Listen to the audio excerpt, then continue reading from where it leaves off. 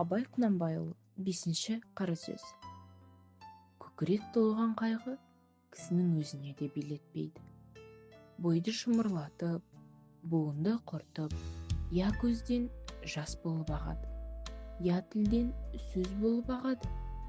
Қазақтар, Құдай, жас баладай қайғысыз қыла көр, деп тілек тілеген өзім көрдім.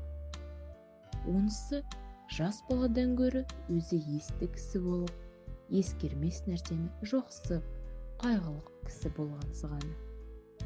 Қайғысы не десең, мақалдарынан танырсың. Әуелі, түстік өмірің болса, күндік мал жей.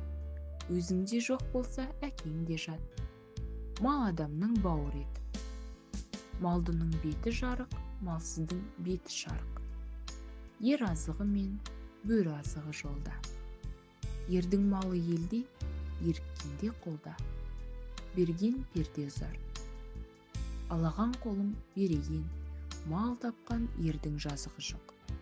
Байдан үмітсіз, Құдайдан үмітсіз. Қарның ашса, қарал үйге шап. Қайраны жоқ, көлден без. Қайыры жоқ, елден без. Деген осындай сөздері көп, есепсіз толып жатыр. Бұл мақалдардан не шықты? Мағлұм болды.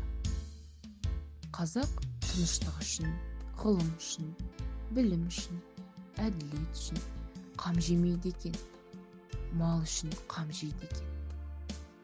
Бірақ ол малды қалайша табуды білмейді екен. Бар білгені малдыларды алдап алмақ, яки мақтап алмақ екен. Бермесе онымен жауласпақ екен. Малды болса әкесін жаулаулы да ұят көрмейді екен. Әйтеуір ұрлық, қулық, сұмдық, тіленшектік, соған ұқсаған халықтың қайғысын болттай қылып жүріп, мал тапса жазалы демесек керек екен. Бұлардың жас баладан ақылының несі артық? Бірақ жас бала қызыл ошақтан қорқушы еді. Бұлар тозақтан да қорықпайды екен. Жас бала ұялса, жерге ене жаздаушы еді. Бұлар неден болса да ұялмайды екен.